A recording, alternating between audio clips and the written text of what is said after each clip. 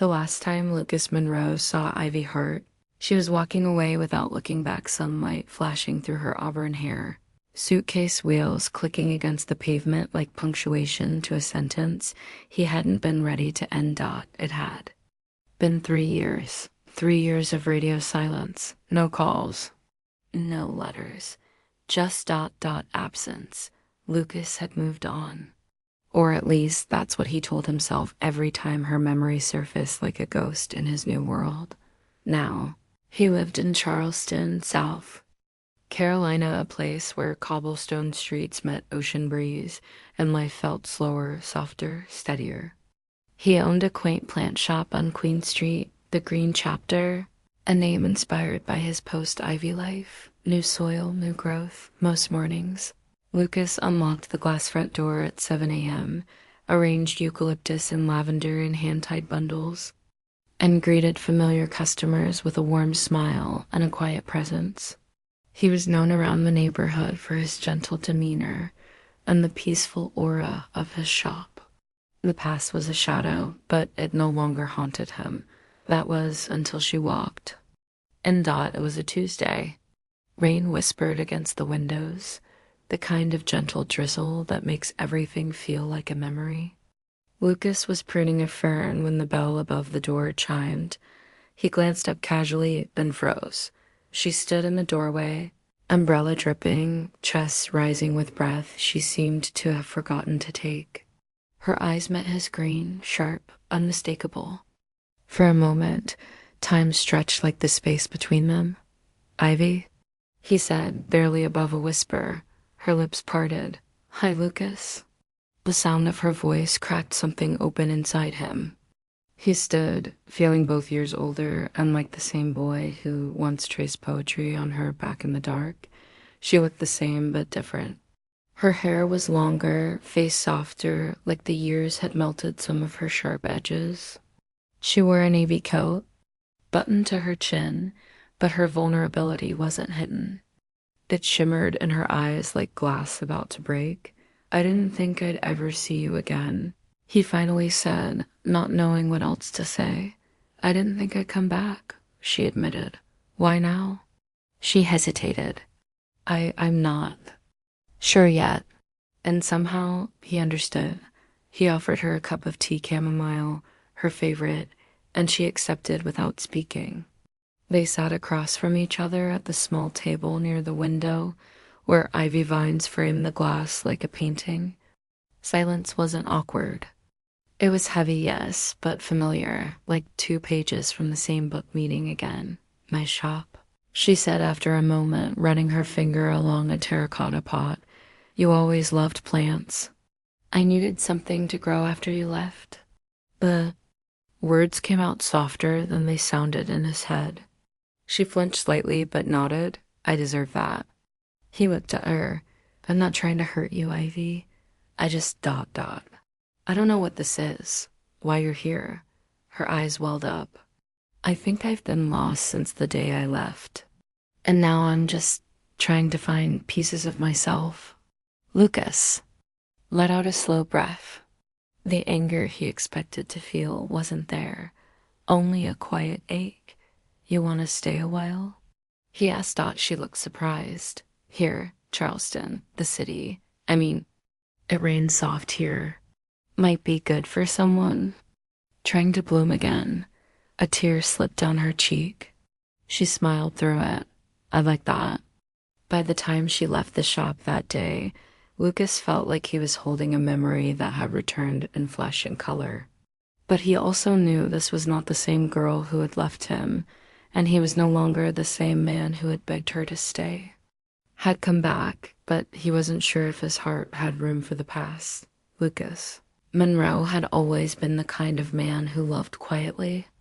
Raised by his grandmother on the edges of Savannah, Georgia, after losing his parents at 11, he had grown into someone who valued silence, routine, and things that lasted. He found peace in small rituals, watering plants in the morning, writing letters he never sent, making pour-over coffee with deliberate care. His heart wasn't loud, but it was steady, loyal, deep. When Ivy Hart came into his life 5 years ago, she'd been the opposite: fire where he was earth, wind where he was. Stillma thought they met in Boston during grad school. Ivy was studying literature, her head full of Sylvia Plath and sonnets, while Lucas pursued botany and environmental design. She challenged everything he believed about life and love. She was impulsive, radiant, full of dreams that couldn't be boxed in. For 2 years, they burned like wildfire. Then she left. A publishing offer in London. A chance to chase a dream she had nurtured long before him. He hadn't asked her to choose, but she had. And she didn't choose him. Now Lucas lived in Charleston. He'd moved here a year after Ivy left, meeting new air and softer memories. He opened the green chapter with his grandmother's inheritance and built a life that was quiet, purposeful, and free of emotional chaos. He had friends now, a small circle that included June, the coffee shop owner next door, and Mateo, a chef who insisted Lucas try new food at least once a month. He wasn't lonely, but he wasn't exactly full either. He dated casually, smiled, laughed, but he'd never let anyone pass the gate Ivy had once opened. Until now, Ivy had changed, though the fire in her hadn't dimmed it, had simply learned how to flicker more softly. After publishing her debut novel in London, she spent 2 years in the literary spotlight. But success, she discovered, was not the same as fulfillment. She missed warmth, missed the way Lucas made tea instead of coffee, missed feeling like someone truly knew her. When her mother was diagnosed with early onset dementia last year, Ivy returned to the States, moving back to North Carolina to care for her. She wrote in stolen moments and cried when no one was watching. But one rainy afternoon, her car took a wrong turn and led her to Charleston. She didn't call ahead, didn't plan it. She just showed up. Over the next week, Ivy rented a small guest house on the outskirts of the city near the marshlands. Lucas helped her carry boxes inside without asking what was inside. Their conversations were brief, polite, but there was something familiar in the way their silences spoke louder than words. One morning, Ivy walked into the green chapter carrying a tray of blueberry muffins. "I remembered you used to skip breakfast." He raised a brow. "I eat now." She grinned. "You still skip breakfast?" They sat on the back patio beneath hanging planters and talked about everything except what mattered. She told him about her mother, about how words used to come easily but now felt stuck. He listened. He didn't tell her how many nights he still dreamed of her. He didn't tell her he read her novel, the one where the love interest had his same quiet smile. But Ivy knew. Charleston became a character in their slow, hesitant reunion. The city's pastel houses, moss-covered trees, and salty air wrapped around their story like a warm shawl. Lucas took Ivy to the Saturday market, where she bought a hand-painted journal and a jar of peach preserves. He walked her through the botanical garden and showed her a hidden bench where he liked to read. She visited the shop every afternoon, often helping him sort orders or repot plants. She started writing again, just small paragraphs, handwritten in blue ink. Sometimes she'd leave the pages on Lucas's counter when he wasn't looking.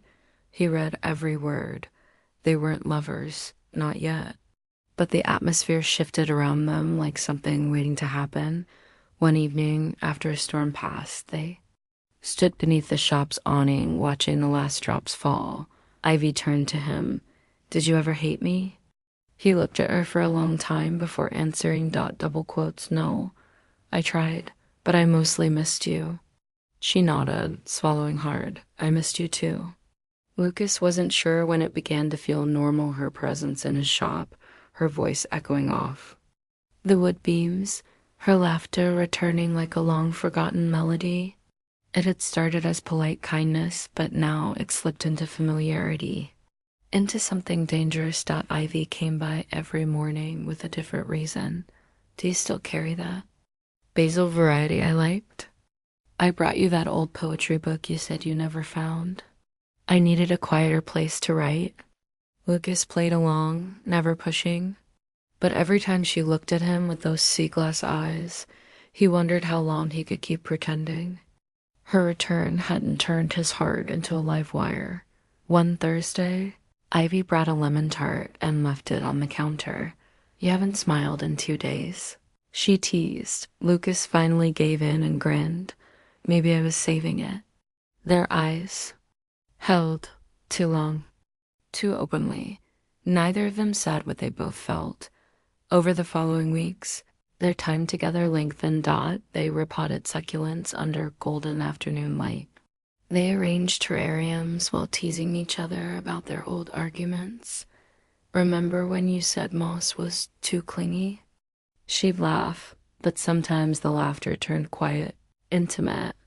Like the night she stayed late, helping him sort a delivery, Lucas handed her a dusty box of ceramic planters. Their fingers brushed. She froze. He didn't move.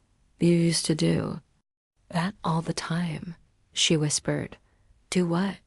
Look at me like you wanted to kiss me, but never did. I did, he said softly. Every time. Her breath caught, but she stepped back. They weren't ready. Not yet. It was Ivy's idea, a Sunday afternoon picnic at Middleton Place. An old plantation-turned garden where Spanish moss dripped like lace from the oaks. She brought a checkered blanket, mason jars of sweet tea, sandwiches, and that nervous flutter in her voice that Lucas hadn't heard since they were students. They sat beneath a giant tree.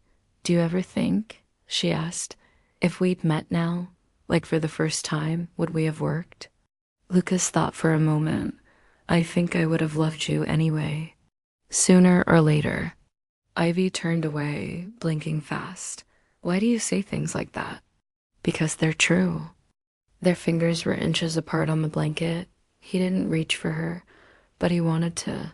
She didn't lean in. But she almost did. Chapter 10, Unspoken Things Romantic. Tension hummed like static between them. They danced around it through conversations about everything except their past. Through nights spent watching old movies at Lucas's place, but never staying the night. Once, Ivy fell asleep on his couch, her head on his shoulder. Lucas didn't move until sunrise. When she left, he stared at the empty space beside him.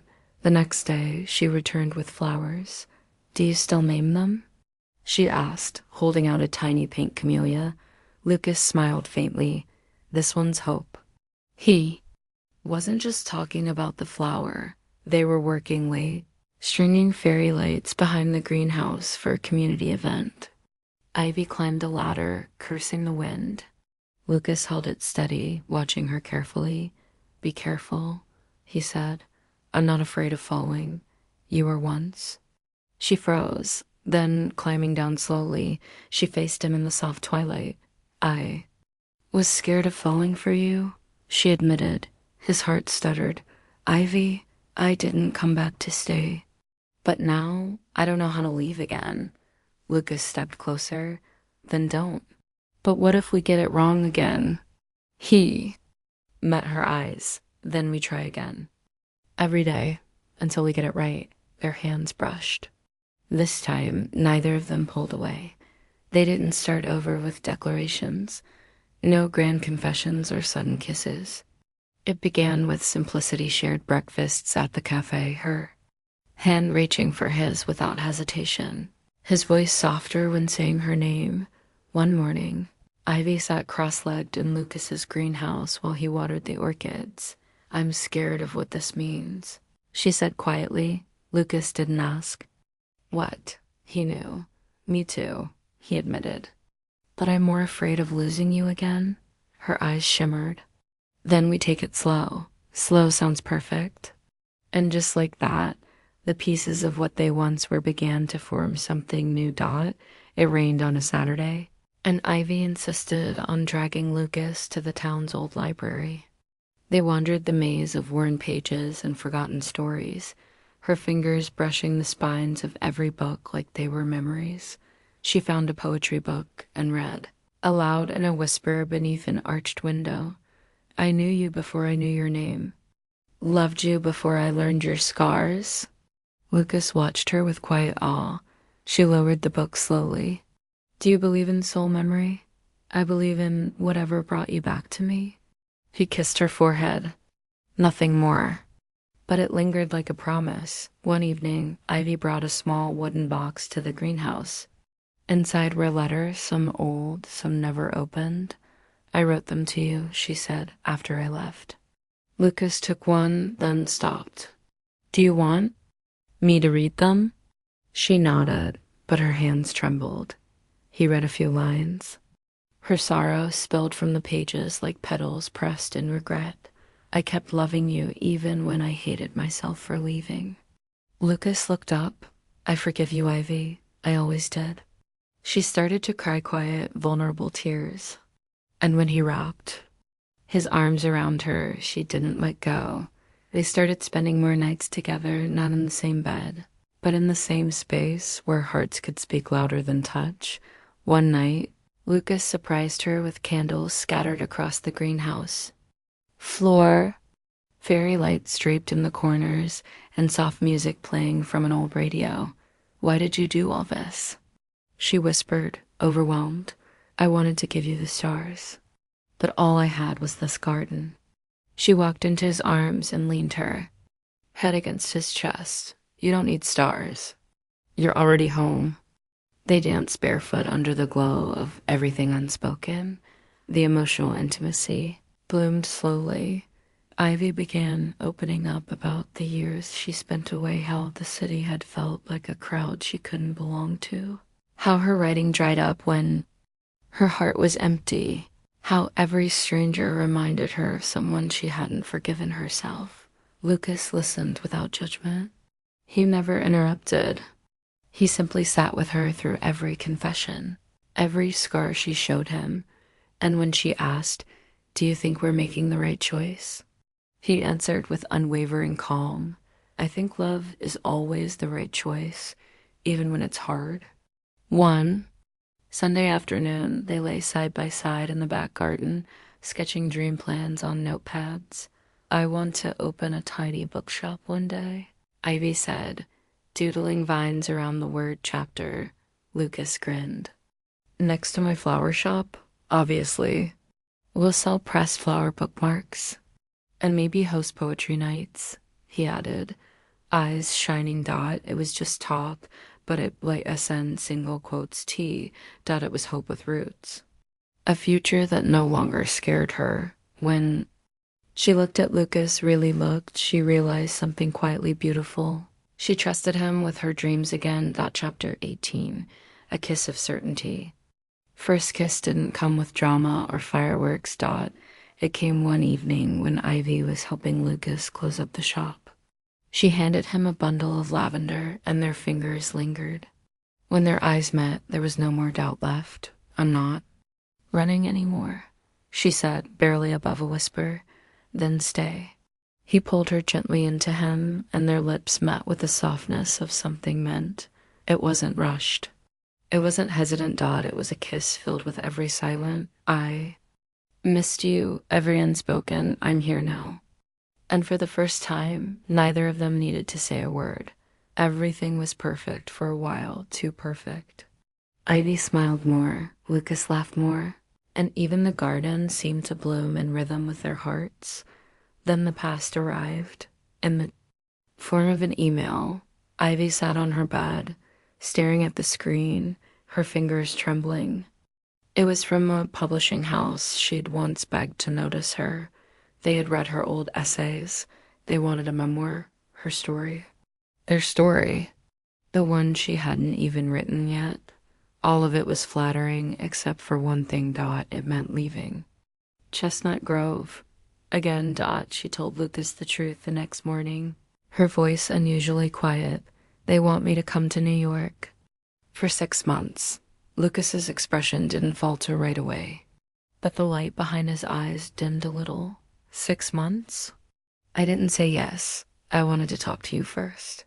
He nodded, but his heart was already bracing for something he couldn't control. That's big. It's everything I thought I wanted before. Lucas looked away, gently placing a rose stem into water. Do you still want it? Ivy didn't answer, and the silence between them said more than words could.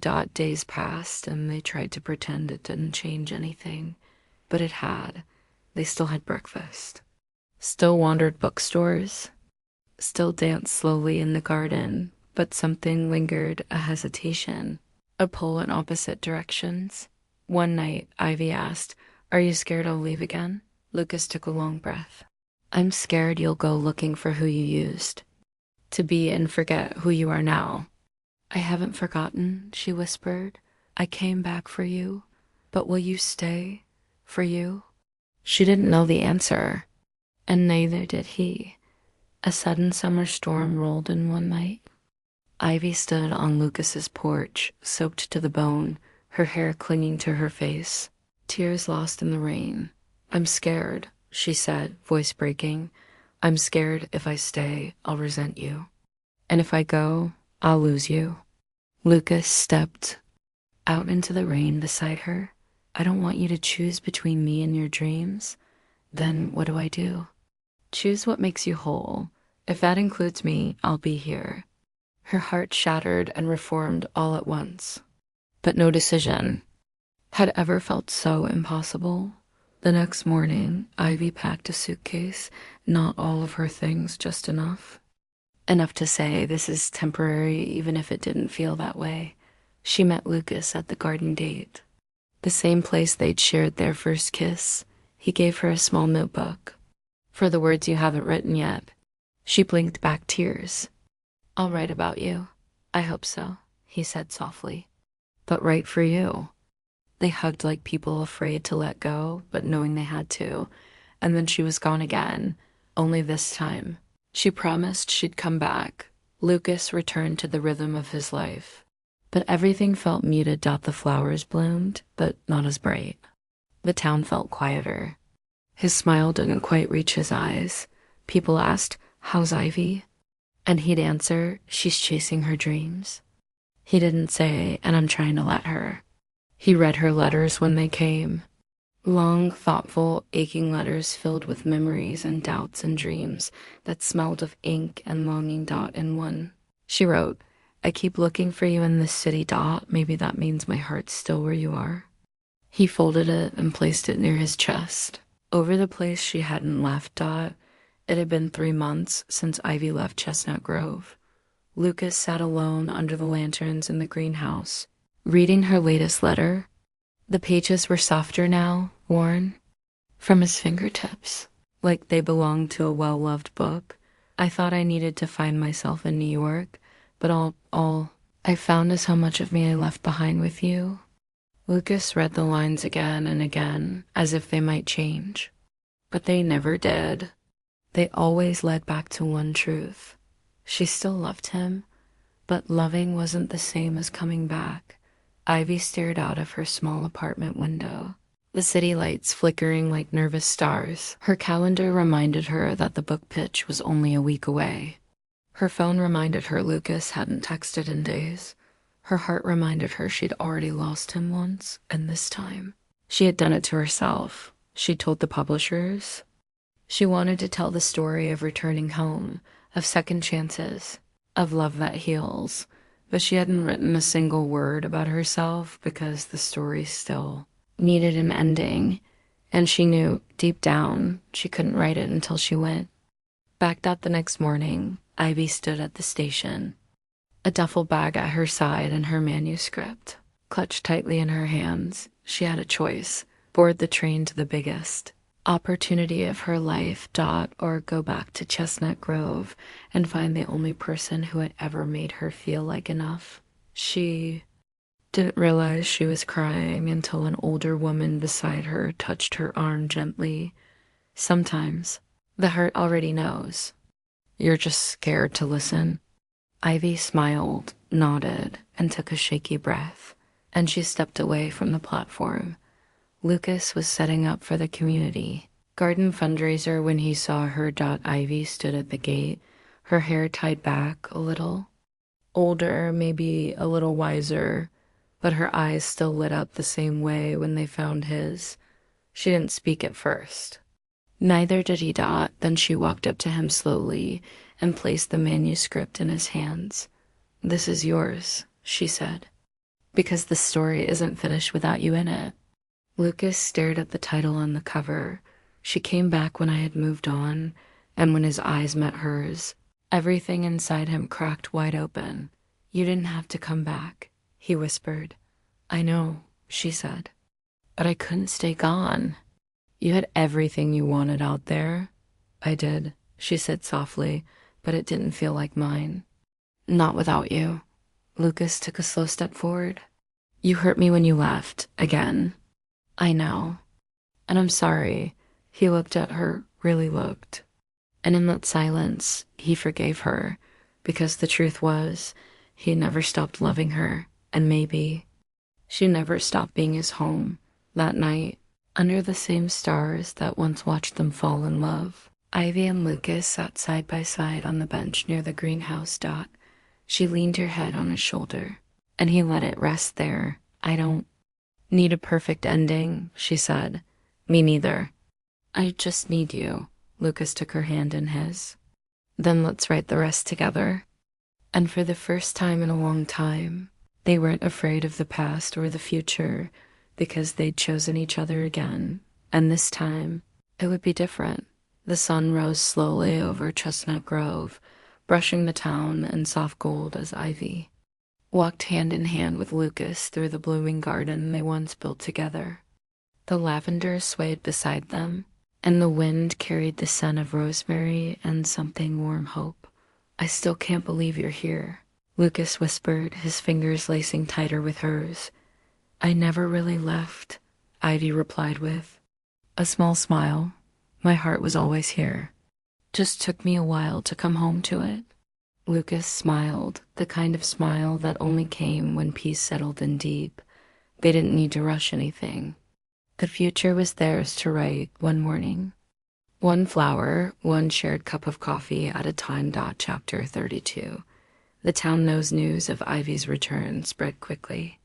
Chestnut Grove had always been a place where people noticed when something bloomed or when it didn't. But this time, there was no gossip, no raised eyebrows, only warm welcomes. Mrs. Hampton from the bakery handed Ivy her favorite blueberry muffin and added an extra for Lucas. "You two," she said with a wink, "were always meant to grow in the same soil."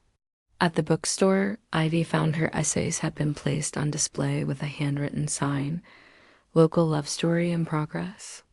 And Ivy realized that coming home wasn't just about finding Lucas again. It was about choosing a life that allowed her to be fully herself. Chapter 33. Pages and petals. 1 month later, Ivy sat at her desk in the greenhouse, laptop open, fingers dancing across the keys. The memoir had transformed. No longer just a reflection of heartbreak, it was a story of forgiveness, growth, and returning to love with a deeper understanding of what it meant. Lucas entered with a bouquet of mismatched flowers in his hand, ones that didn't sell at the market but still deserved to be appreciated. "For your desk," he said. Ivy beamed. "You bring me flowers every Friday. You write the words that bring people to tears. This is the least I can do." Their lives had folded into each other like the soft closing of a book cover, gentle, certain, and whole. Chapter 34. The proposal that wasn't one evening. While stargazing on the same bench where Ivy had returned to him, Lucas pulled out a small wooden box. "No pressure," he said as he opened it. Inside sat a delicate ring made of intertwined silver branches, holding a tiny sapphire in the center. "This isn't a proposal," he clarified with a grin. "Not yet. This is a promise." Ivy's eyes welled. "A promise? That whatever happens next, I'll choose you, always." She took the ring and slid it onto her finger. "Then I'll promise too," she said, "to stay, to love you where you are, and to never run from myself again." They didn't rush to plan a wedding.